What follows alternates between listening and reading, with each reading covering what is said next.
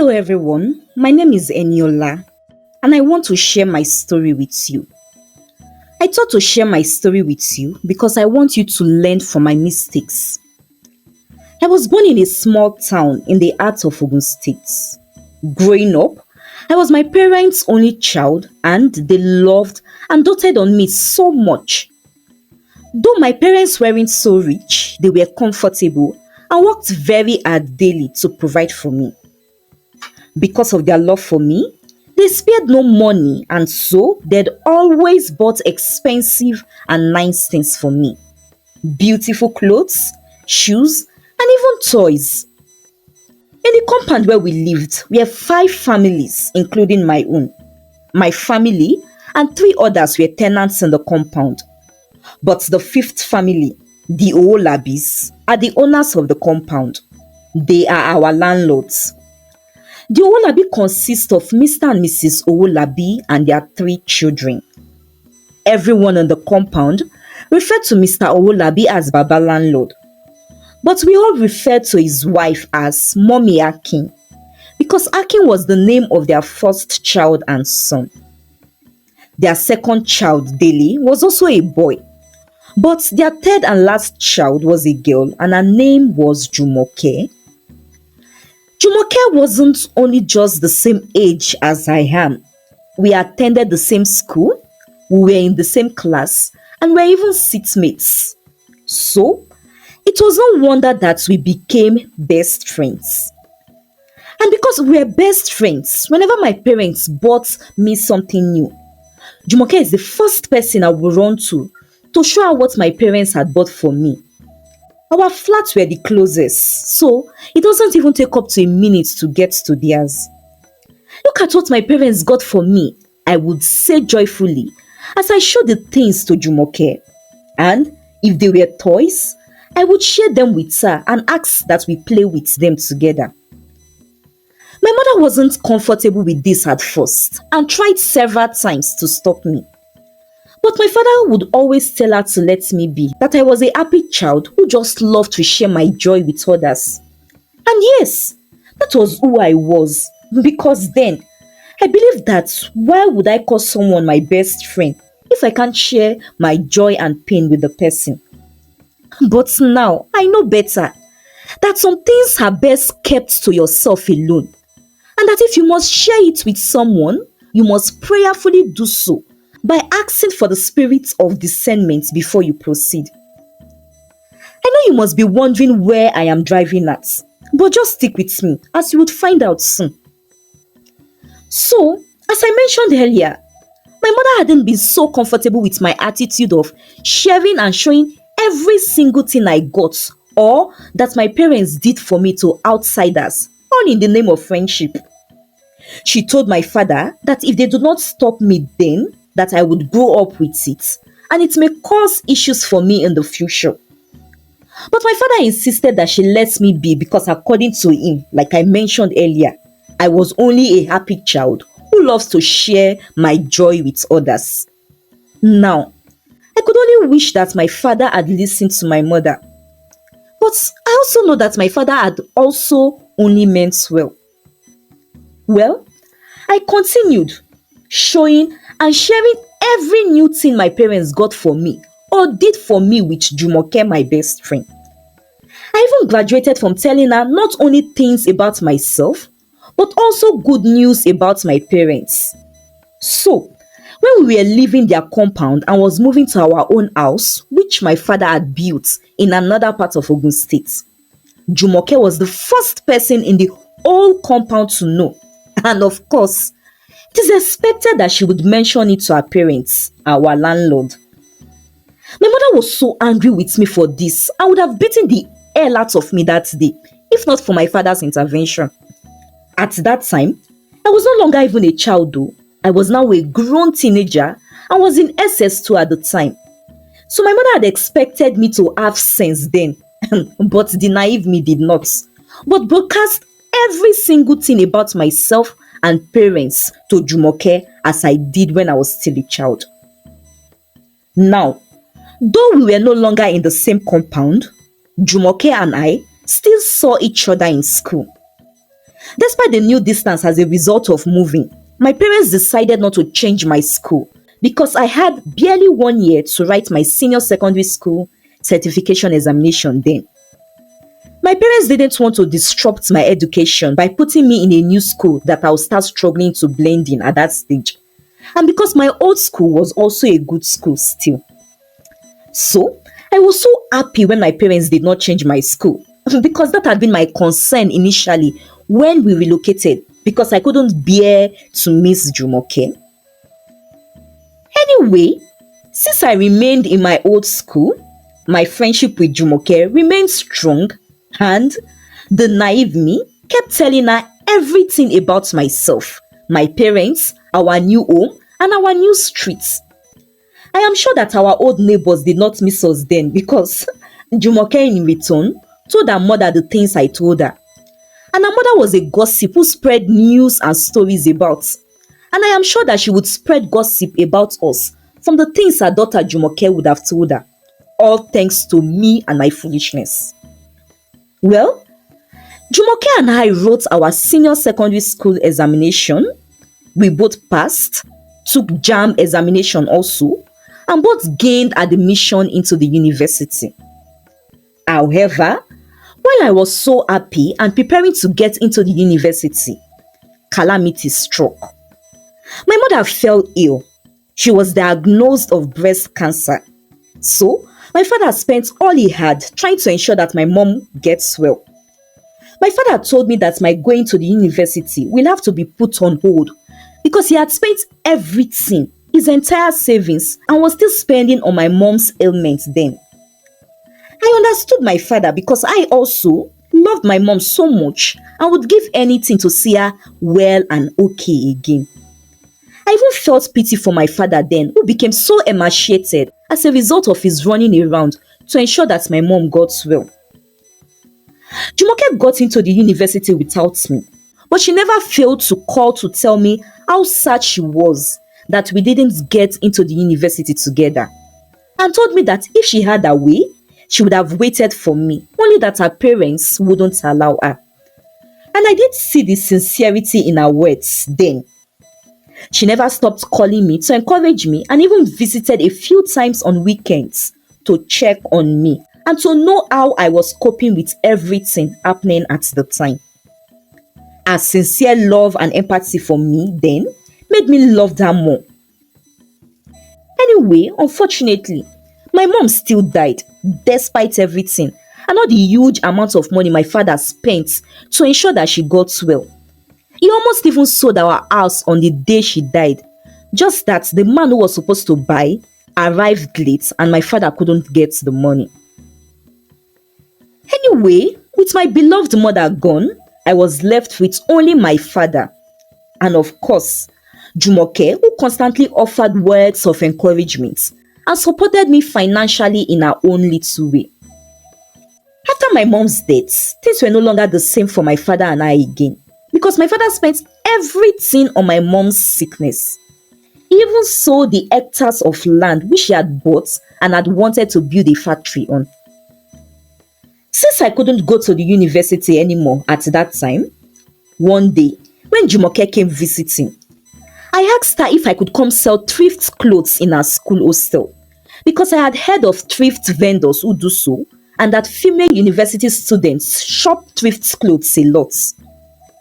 Jumoke accepted, and so would help me sneak my thrift Ghana Must Go bag into the university hostel, as I couldn't afford the vendor's registration fee initially. And it was a few of our household items I had sold to raise the capital for the business. But I assured her that once I start making profits, I wouldn't have to make her sneak my goods into our hostel again. And that I did, because I got a lot of patronage beyond what I had imagined. I was now making enough money. The ladies in our hostel loved me and were always looking forward to when I'll bring in new stock. However, just barely 4 months that I started the business, the hostel authorities called me one day and told me to stop coming. I asked them why, but they wouldn't say. Jumoke sympathized with me and assured me that she was going to help me speak to them. However, for many days, nothing happened. The first 1 month after that, it was like I was back to square one.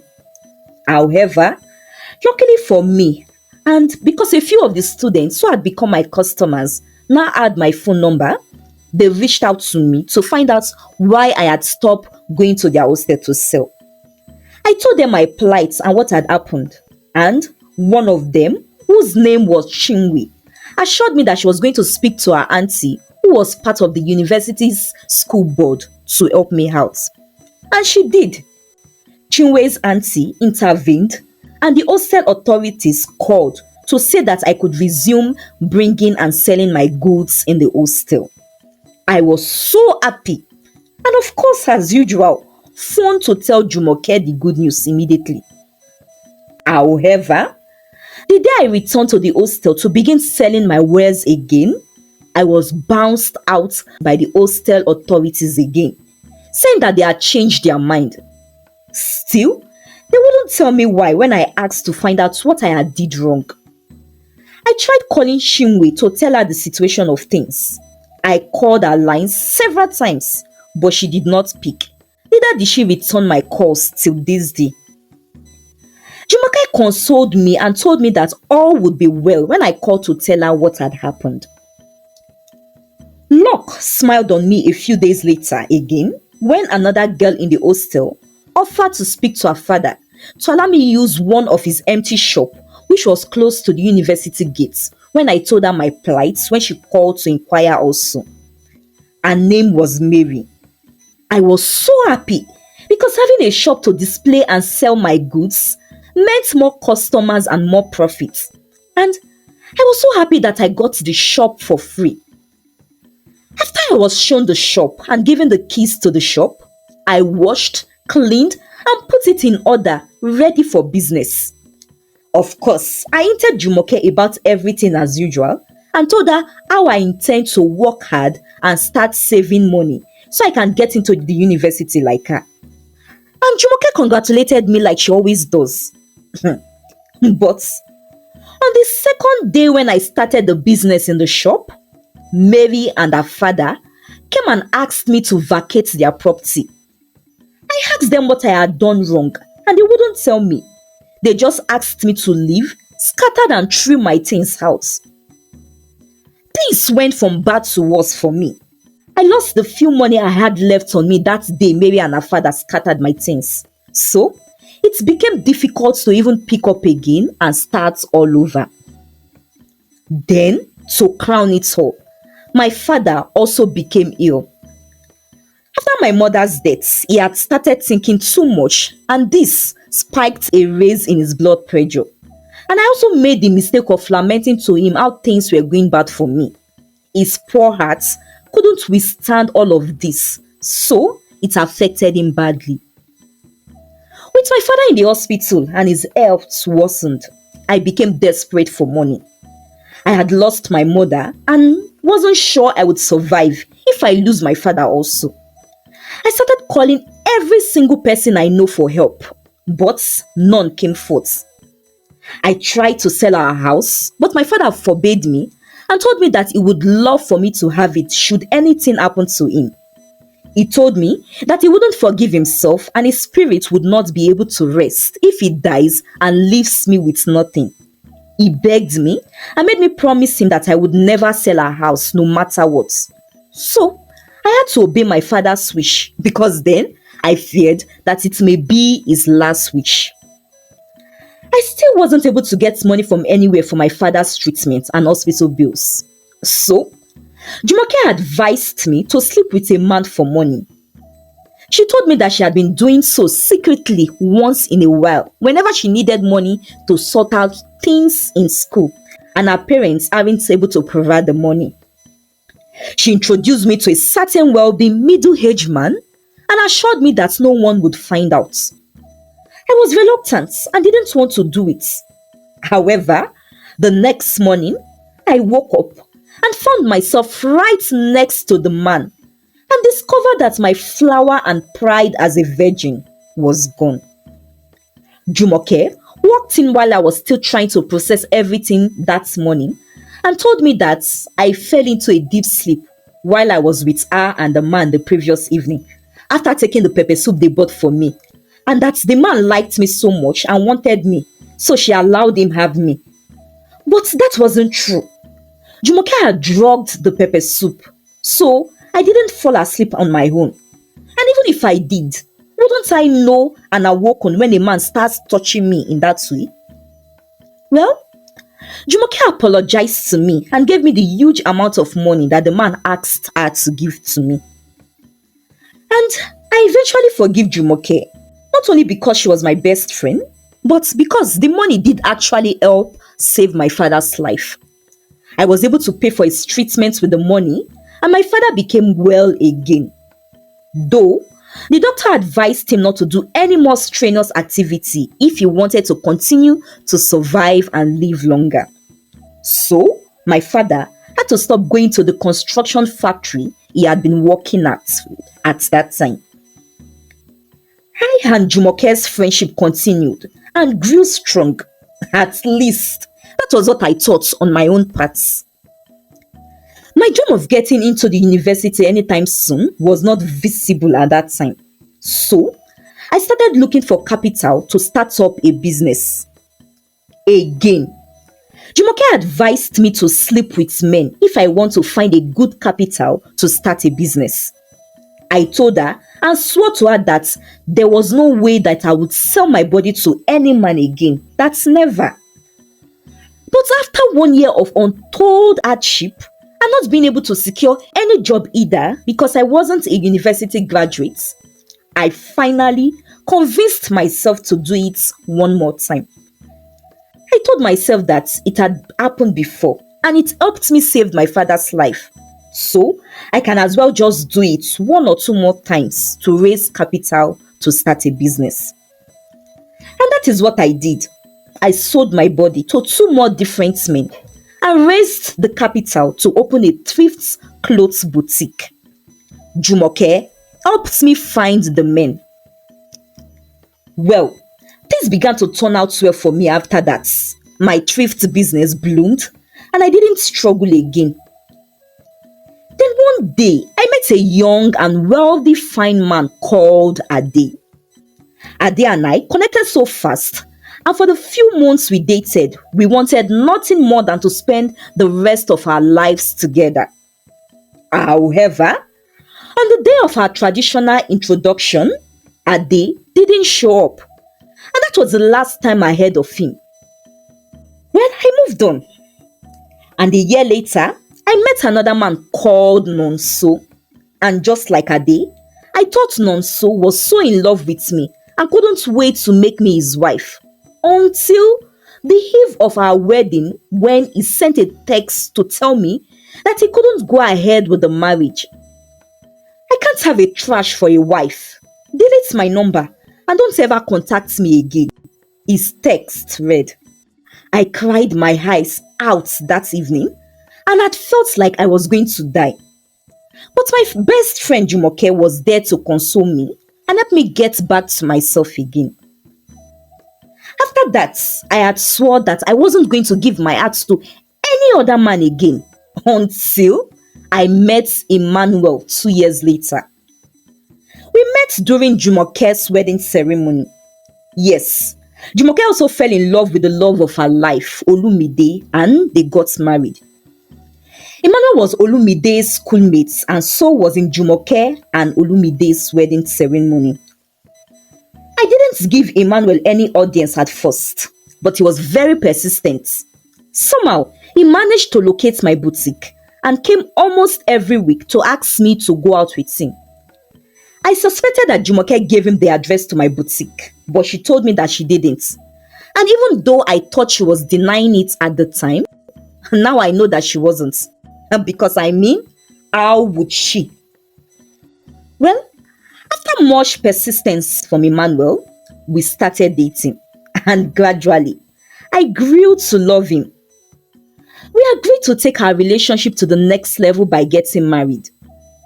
However, again, on the day of our wedding at the altar, when the presiding official asked Emmanuel if he was ready to take me as his wife.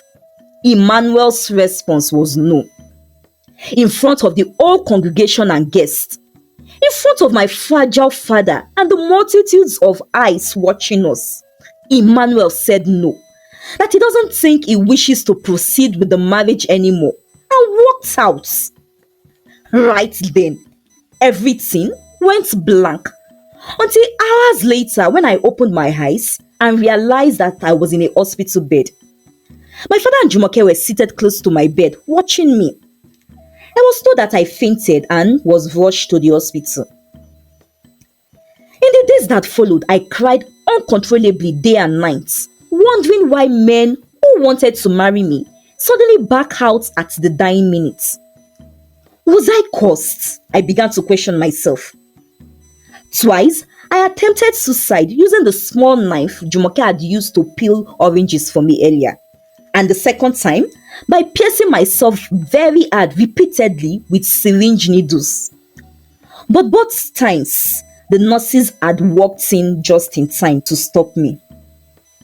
After spending 2 weeks in the hospital, and when the doctors were sure that I was no longer suicidal, they decided to discharge me. On the day I was to be discharged, Emmanuel walked in, asking me for my forgiveness, saying that it hadn't been his intention to abandon me at the altar. I kept mute at first and didn't say a word to him. Then, after some minutes, I decided to find out the reason why he did what he did.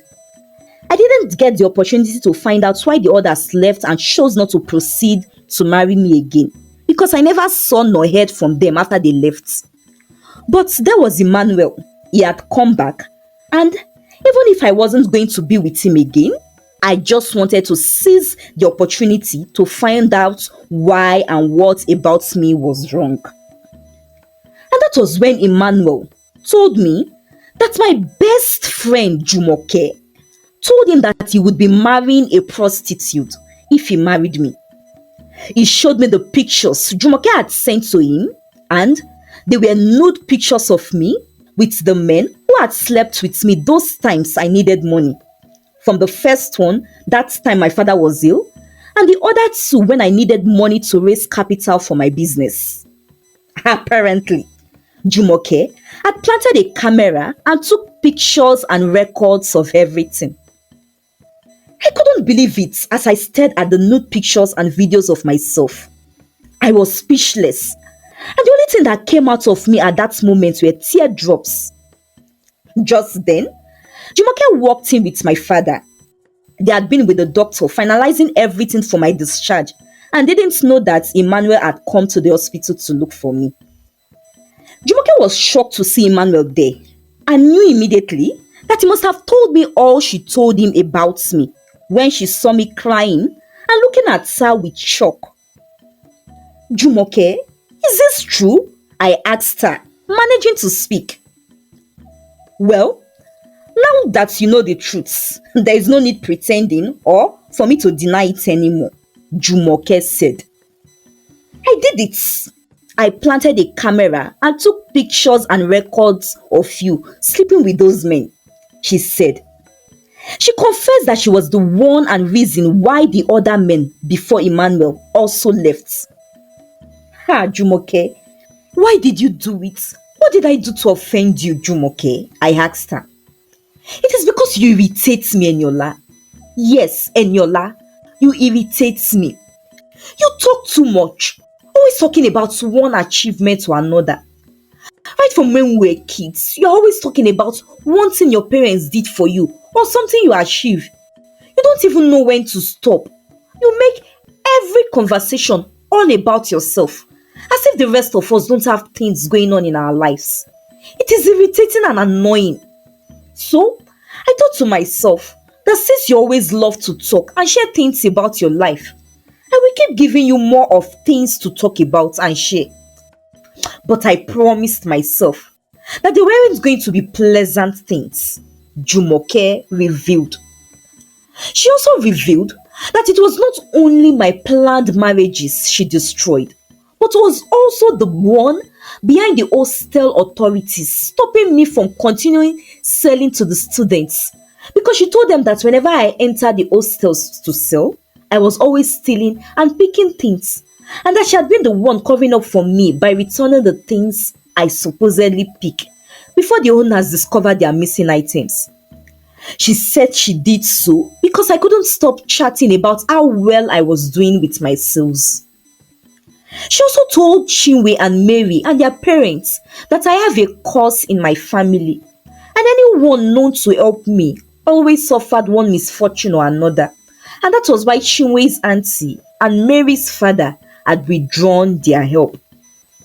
You disgust me, Eniola, and I hope this will teach you a lesson to stop talking too much and bragging about your achievements and whatever you have, Jumoke said to me and walked out. I was left speechless. I didn't know that sharing things about myself and talking about my achievements could actually offend others. I thought I was just being a happy and free fellow.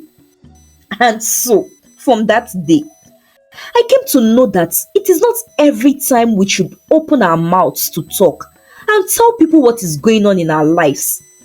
I even learned from one of the nurses who was there with us and witnessed all Jumoke confessed, that sometimes our existence alone annoys some people, much more when we are succeeding and have what they don't have.